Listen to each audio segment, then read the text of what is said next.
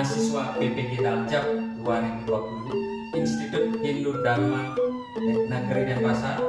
Saat ini kami sedang melaksanakan uji kinerja UKM PPG 2020, di mana dalam uji kinerja ini kami melaksanakan praktek pembelajaran bersama peserta didik melalui sinkronus dan ansinkronus.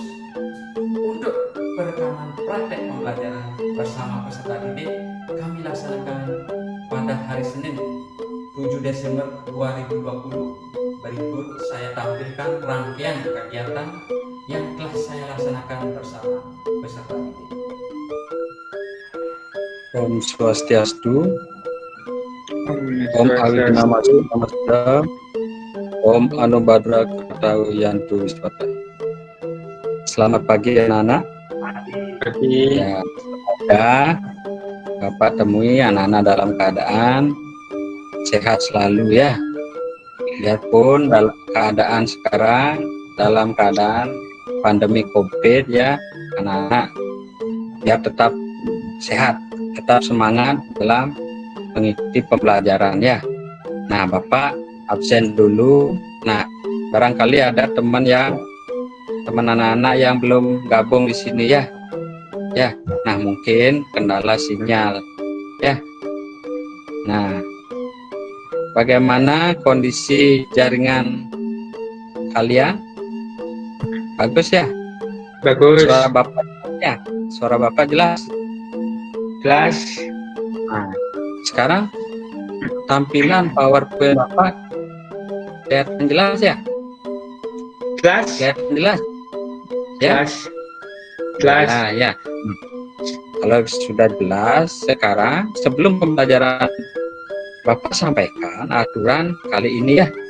Nah, jadi aturannya adalah pada saat mulai pembelajaran silakan di off dulu. Ya. Untuk mic-nya biar pembelajaran lebih kondusif ya. Lalu apabila anak-anak bertanya atau berpendapat, silahkan on-kan ya, hidupkan mic-nya ya.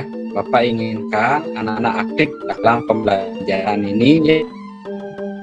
Tidak usah anak-anak tegang, santai saja, rileks, tapi pastinya ya buat kita pembelajaran ini biar menyenangkan ya. Menyenangkan. Sebelum pembelajaran silakan ketua kelasnya pimpin dulu doa ya. Deantika silakan, kemudian teman yang lainnya pejamkan matanya ya, silakan Gede. Mari kita menentukan pangan. Om Swastiastu. Ya, mana sudah melaksanakan doa, dengan harapan kita diberi kelancaran ya, tidak ada kekurangan suatu apapun. Nah, Bapak ingatkan anak-anak untuk menyiapkan alat tulisnya ya sebelum belajar biar dengan disiplin ya, seperti ya buku, pensil, dan alat-alat yang terkait dengan pembelajaran kali ini. Nah, Bapak juga informasikan pada pembelajaran ini nanti ada penilaian ya, 3 penilaian. Yang pertama Bapak nilai tentang sikap anak-anak, baik enggak mengikuti pembelajaran hari ini, disiplin enggak ya. Kemudian pengetahuan, bisa enggak anak-anak menjawab pertanyaan yang Bapak berikan. Kemudian tentang keterampilan, nanti ada di BA itu ada anak mewarnai ya. Nah, sekarang Bapak share pembelajaran kita dengan PowerPoint ya. Nah, sesuai jadwal pelajaran hari ini. Pelajaran hari ini apa anak-anak? Ya, tentang pendidikan Hindu. Nah, untuk meningkatkan rasa cinta tanah air, mari kita bernyanyi dulu ya bersama-sama. Nah, anak-anak berdiri. Mari kita menyanyikan lagu Halo Halo Bandung ya anak-anak ya.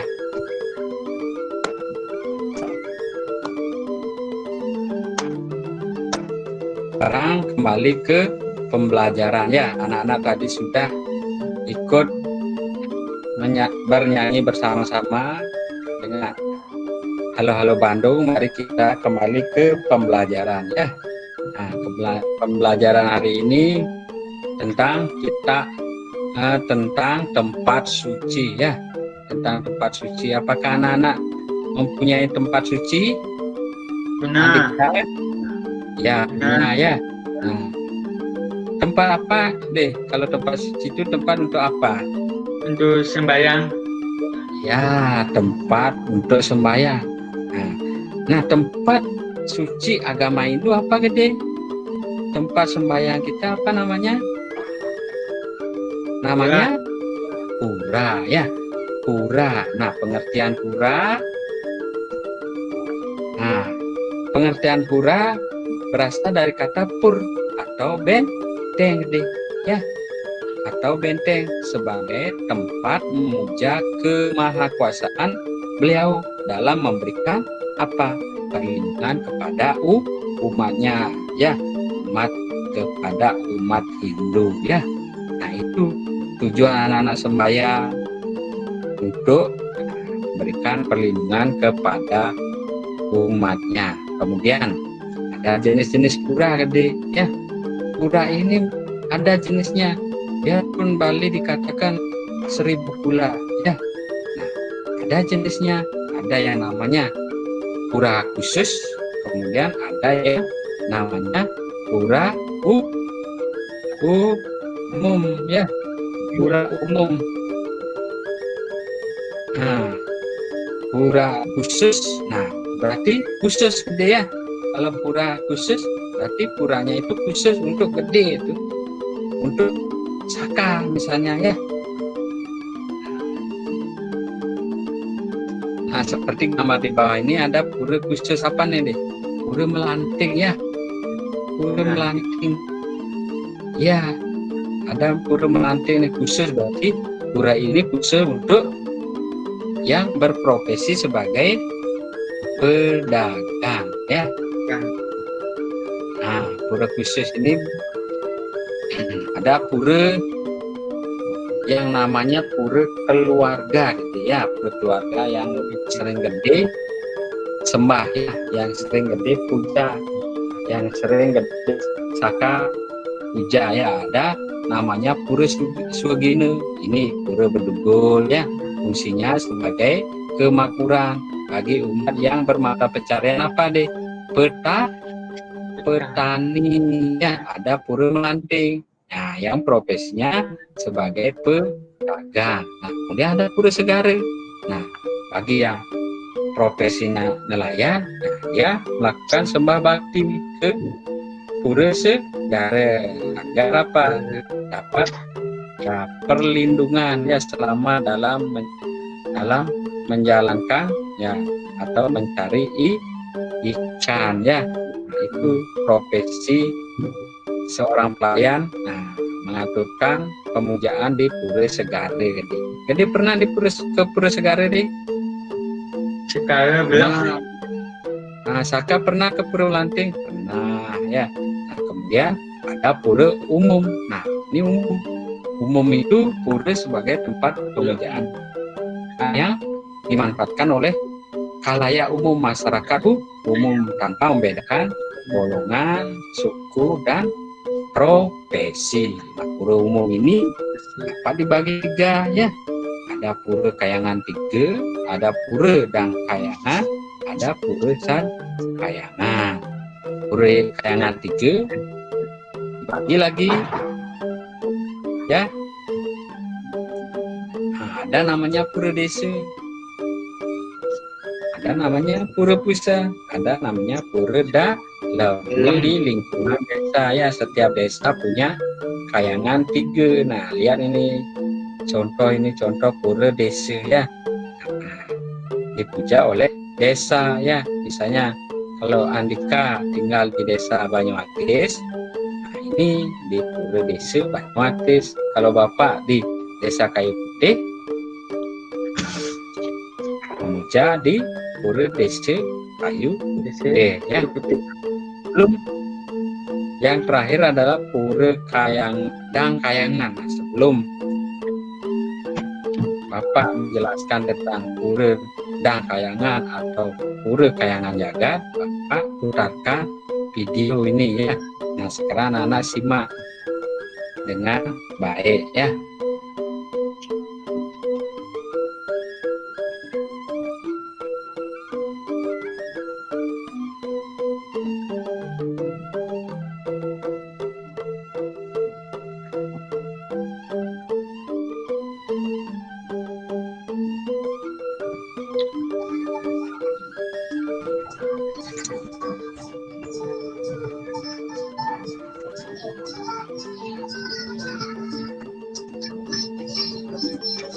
Ikuti, Nana ikuti nyanyiannya ini kalau anak bisa ya.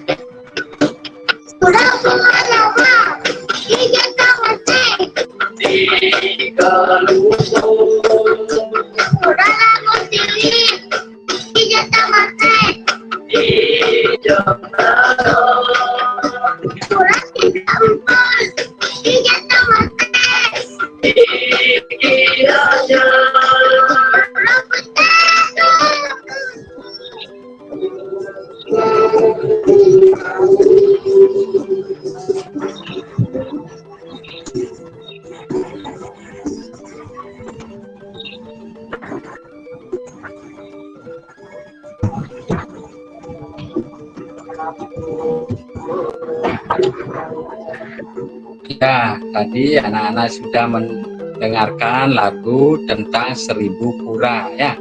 Nah, 1000 pura di Bali banyak ada pura ya. Nah, tapi ada yang namanya pura umum dan pura khusus. Nah, sekarang tadi sudah anak-anak Pura Kayangan 3, sekarang Pura Kayangan.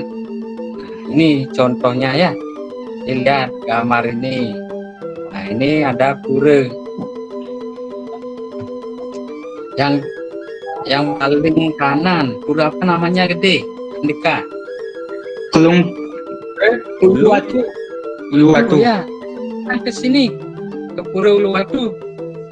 Nah, ya, sebagai umat Hindu harus ya sering melakukan pemujaan ya ke pura-pura. Nah, yang di tengah-tengah ini Pura Pulaki. Yang di sebelahnya Pura Peti Tengah. Nah, jadi setelah melihat gambar ini, pura yang ada di Kabupaten Buleleng pura apa deh? Nah, Pura Pulaki ini ya. Ini Pura Pulakinya. Nah, kemudian ya di sebelah kanan Pura Uluwatu di tempatnya di mana deh? Kabupaten tadi kan sudah ada nyanyiannya tuh ya. Nah, sekarang Pura Kayangan ya. Ini semua umat Hindu ya baik di Bali maupun di seluruh Indonesia melakukan pemujaan di Pura Satkayangan, nah, seperti di Besake ya dia. Nah ini dinamakan Pura Satkayangan. Dia ada Pura Tanah Lot ini dia. Nah, Gede pastinya sudah sering ke pura ini ya. Kemudian Saka, Gede Wirawan sudah sering ya.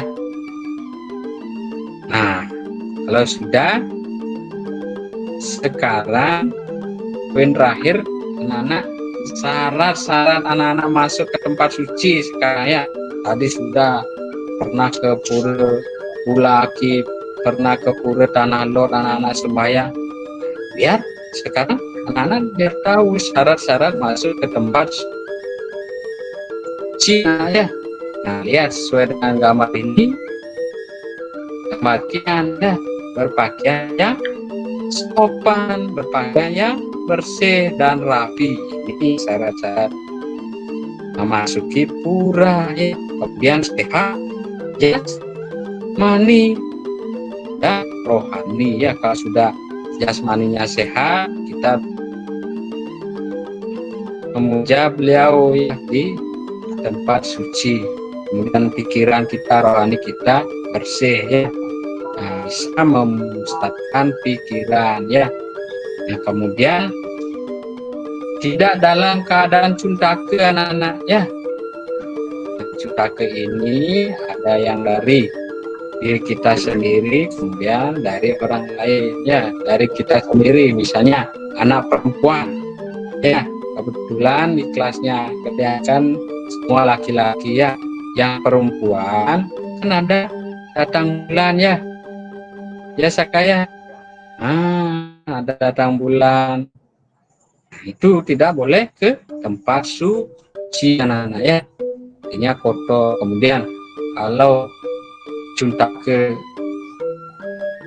orang lain, itu misalnya ada kematian itu ya, itu namanya junta ke orang lain, bukan diri sendiri. Nah itu syarat-syarat masuk ke tempat suci.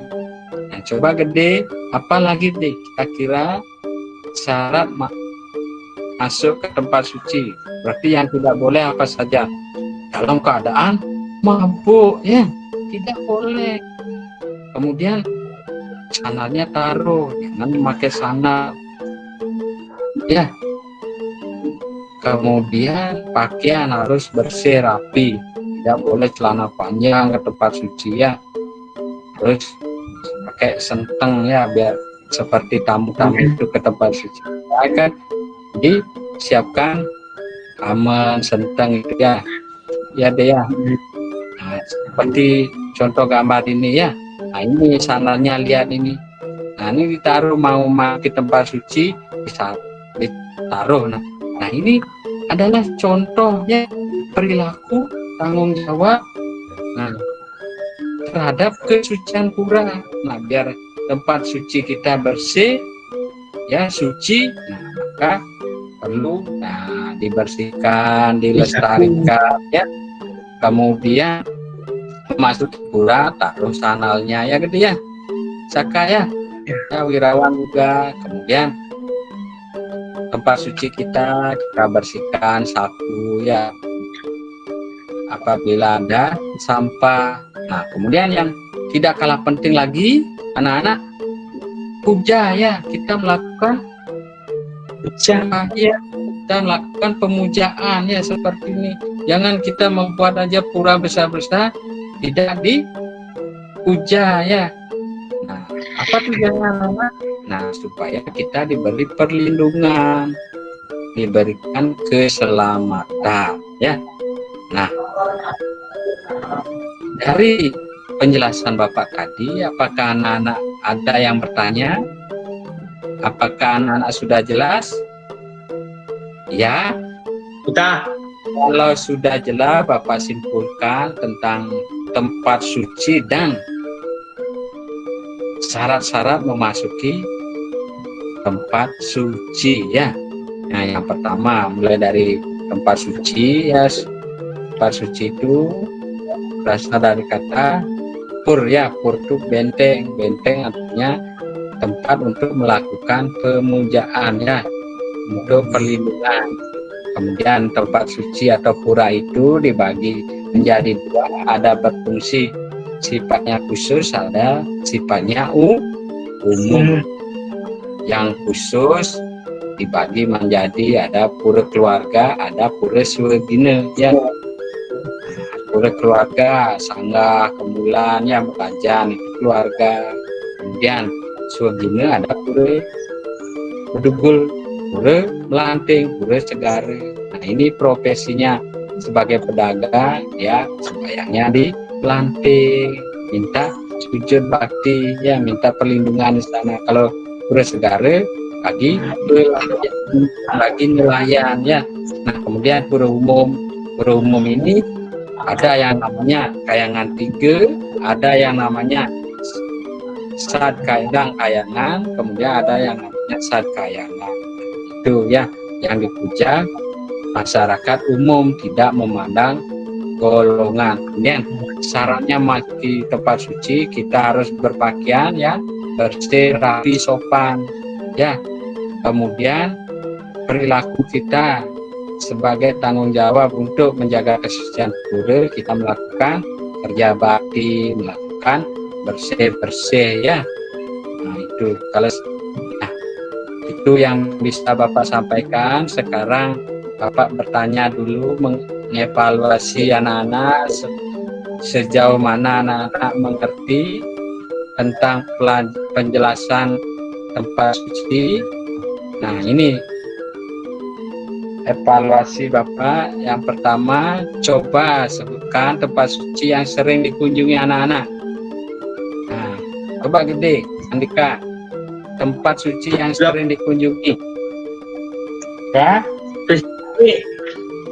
ya, lagi. Ya. Nah, yang nomor 2, coba sebutkan pura yang bersifat keluarga. Khusus ini artinya. Ya, pura kemulan, ya, kemulan, kawitan, ya. Nah, itu. Kemudian pura desa, pura dalam, dan pura pusat. Kemudian soal nomor 3, coba sebutkan pura yang bersifat umum. Pura yang bersifat umum ada pura Pelaki, ya, Pelaki, Tanah Lot, ya, Besaki, itu umum itu, ya. Sileyukti, Ramberciwi, kayak di lagunya tadi itu, ya. Sudah. Nah, anak-anak Bapak sudah kasih pertanyaan, anak-anak sudah bisa menjawab, anak-anak paham, ya, yang mana itu pura khusus, yang mana itu pura umum, ya. Sekali lagi Bapak ingatkan, ya, anak-anak tetap semangat belajarnya di rumah, ya. Ya, anak-anak sekali lagi bermimpilah setinggi langit, ya. Jika engkau jatuh, engkau akan jatuh ke di antara bintang-bintang. Nah, itu pepatah dari Presiden Soekarno kita, ya. Nah, kemudian jangan lupa anak-anak selalu belajar dan semangat belajar dari rumah, mensyukuri hikmat, rahmat, ya, karunia Tuhan, jaga kesehatan, patuhi protokol kesehatan, dan tetap semangat belajar. Untuk menutup pembelajaran ini, Andika pimpin sekali lagi. Oke. Ya. Untuk menutup akhir pelajaran hari ini, kita ucapkan Brahma Sandi. Om Santi Santi Santi Om. Dan demikian pembelajaran Bapak untuk hari ini. Minggu depan lagi dilanjutkan. Dadah.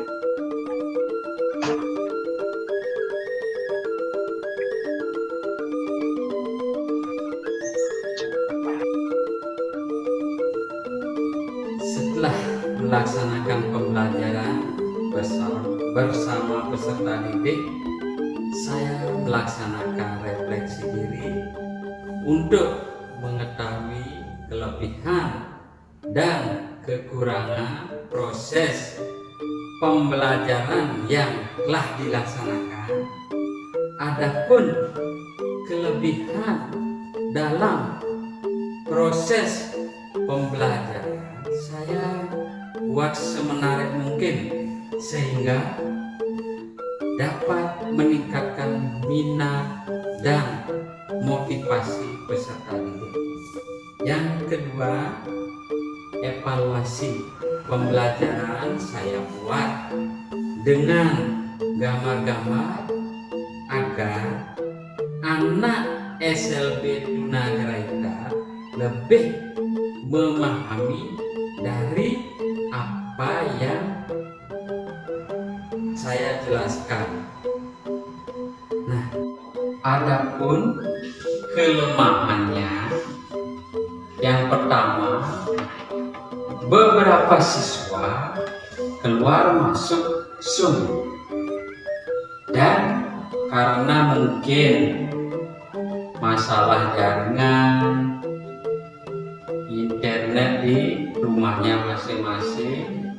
Yang kedua, beberapa siswa tidak bisa mengoperasikan aplikasi Zoom sehingga banyak yang unmute atau banyak yang keluar. Demikian kelemahan peserta didik anak SLB negeri. Demikian yang dapat saya sampaikan dalam pertemuan kali ini.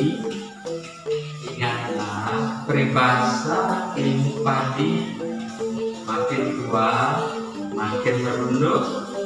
Begitu pula anak-anak semakin banyak ilmu semakin merendah. Begitu pula dalam pembelajaran kali ini, saya akhiri dengan mengucapkan para santi Om Santi Santi Santi.